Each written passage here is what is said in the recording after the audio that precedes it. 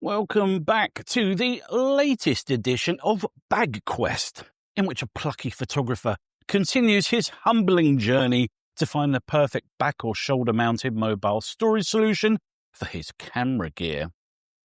And in today's episode, I'm looking at a slimline Sling for the urban go-getter, a customizable tote for street photographers, urban explorers, lovers of liminal spaces, landscape shooters with light loadouts, and influencers snapping smashed avo breakfast bagels at achingly trendy cafes.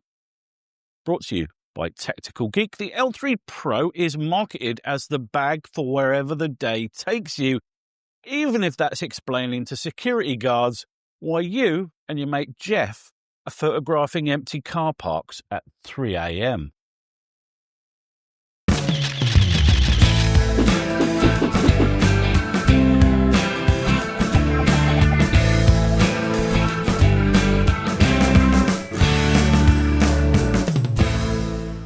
Yes, the folks at Tactical Geek reached out to me and asked if I'd like to take a look at their so new it's on Kickstarter L3 Pro Everyday Carry. And since I'm still getting over the disappointment of my recently purchased Wandrd Rogue Sling, I said I'd love to have a look at it.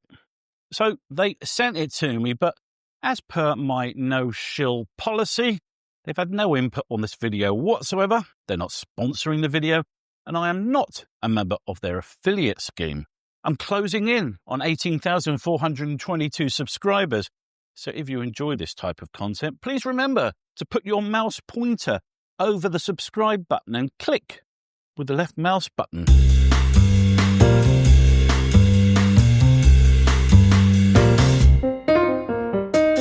When I unpacked the L3 Pro, first impressions were strong. It's a good-looking bag that clearly has the emphasis on practical usage rather than quirky design decisions.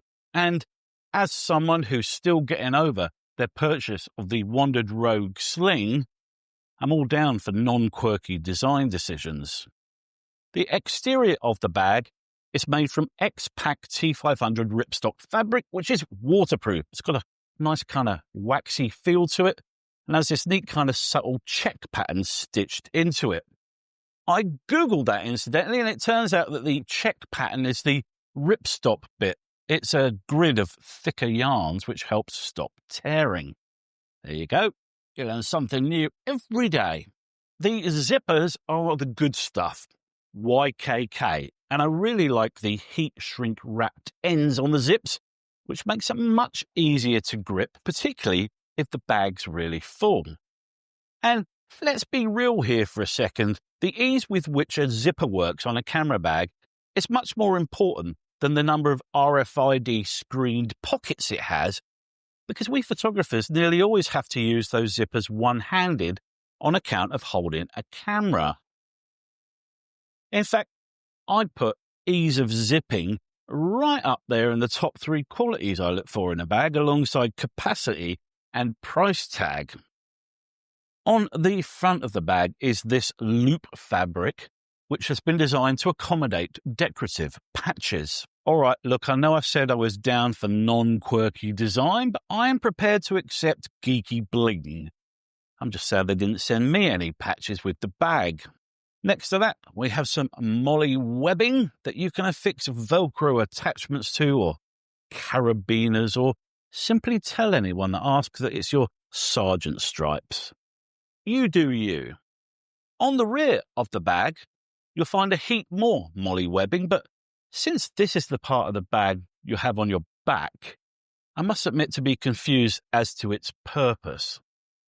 Anything you attach to this part of the bag will be in the small of your back, and therefore more uncomfortable than a night on a futon. In fact, I'd say it's akin to storing your tripod down your trousers.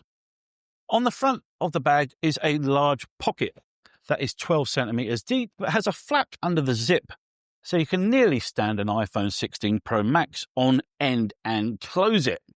The pocket is mirrored on the back, but this one's slightly deeper and can fully accommodate an iPhone 16 Pro Max standing on end.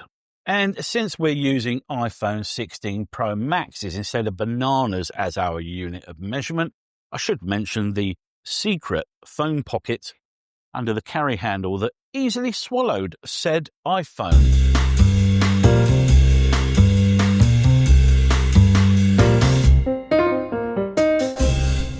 Now, before we get on to the crucial innards of the bag, let's talk handles and straps. Apart from the little carry handle on the top of the bag, the big feature is, of course, the highly configurable main strap. By switching the strap between the quick-release buckles, you get to wear the bag as a sling, a shoulder bag, or around your waist like an oversized fanny pack, if you're American, or bum bag, if you're British, both of which definitions are, of course, hilarious to the citizens of those respective countries. The bag comes with a chunky shoulder strap, which is extremely well padded, and I must admit was the first thing I removed. Even when fully loaded with camera and lens, the bag never felt heavy enough to warrant such chunky padding. Unless you're lugging dumbbells with you to do an impromptu weight session or carrying gold bullion on your shoots, I just can't see the point. The shoulder pad is easily removed, and I found the bag far more usable using this main 4cm wide strap on its own. I mean, I'm glad they included the shoulder pad because, let's be honest, if they hadn't, the delicate flowered crowd who bruise like peaches would be up in arms about it. So at least everyone's got an option this way. The length of the strap on the bag can, of course, be tweaked to sit high or low. But on the version I was sent, it hasn't got a quick adjustable strap like you find on something like a Peak Design messenger bag. This proved to be a bit of a pain when I was testing this on some photo shoots recently, because most of us walk around with the bag quite high up, situated in the small of our backs, and then lower it when we swing it round to the front to access the camera gear. Since they sent me the bag, Tactical Geek have updated their Kickstarter page, and you can now opt for a quick strap. And while I obviously haven't been able to test this, I strongly suggest you choose it. The design of the bag is also such that when you do transfer it from back to front in order to access your gear, it sits at a slight angle, making it slightly less accessible. There is also a stabilizer strap which connects to the aforementioned shoulder pad, as designed to be used when you're nimbly hopping between rocks on a coastal adventure or on assignment for a lifestyle supplements brand. But since I'm about as nimble as a mahogany wardrobe, I added it to my box of bits that belong to bags, and it will remain there for eternity. The two chunky main strap clips are twice the width of the strap itself, and I can only assume that that was an aesthetic decision made by the designer rather than a practical choice, because the top strap is a more appropriate size. In any case, those straps are nice and secure, and it's super simple to remove the strap and adjust according to your required fit. Finally, for the exterior, tucked away on the back of the bag are a couple of little recesses which cunningly hide an elastic cord carry system, enabling you to attach a tripod, a coat, or a baguette to the base of the bag.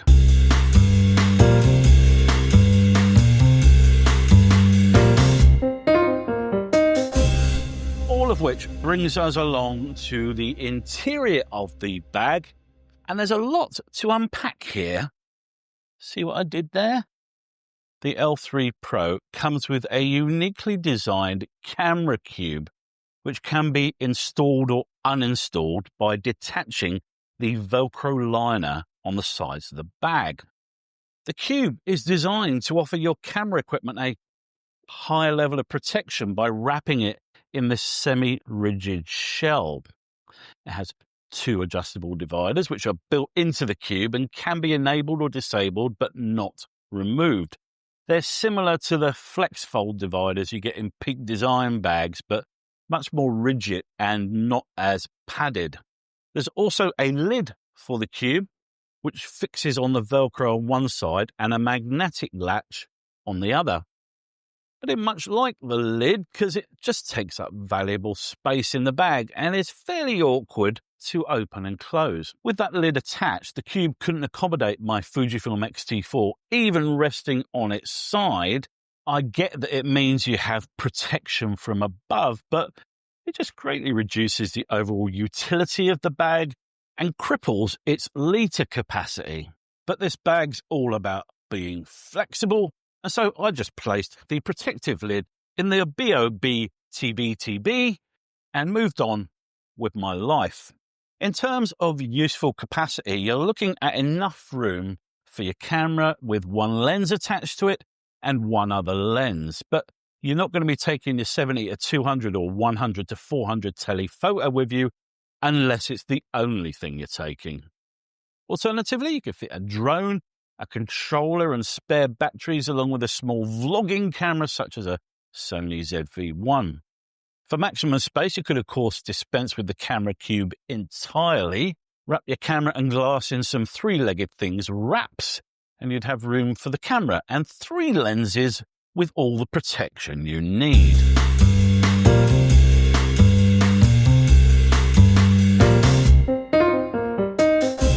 I think the key strengths for this bag are firstly its flexibility and secondly its straightforward design. It has some problems too, but let's talk about the good stuff first. The flexibility is a core advantage of the bag because it can lend itself to a heap of purposes.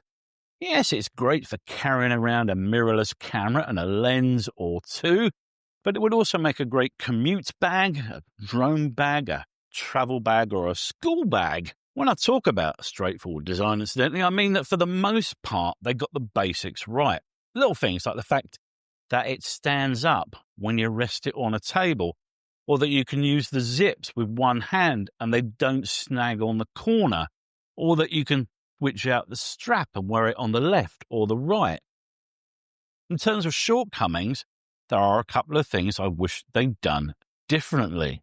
When I received this bag, it came with the standard strap with the regular adjustment clip on it. But following some early feedback, Tactical Geek have added a quick release strap to their bundles, and I strongly recommend you opt for it. The camera cube is a cool design.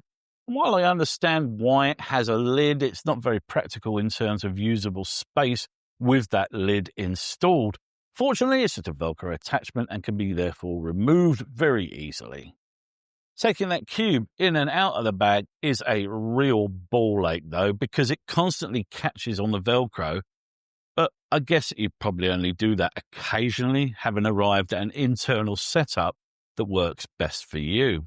It's not often that I complain about stuff being unnecessarily chunky. I feel that the old shoulder pad is too bulky for a bag this size and also too rigid.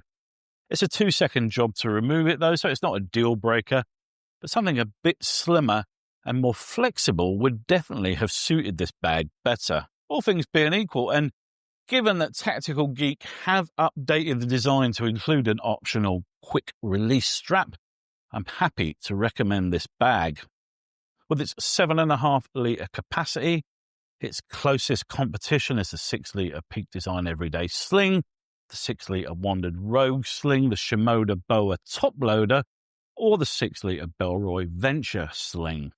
Now, as someone who owns 2 Peak Design bags and the larger Wandrd Rogue, I would say that the L3 Pro has some advantages over those bags and certainly fills a niche for me.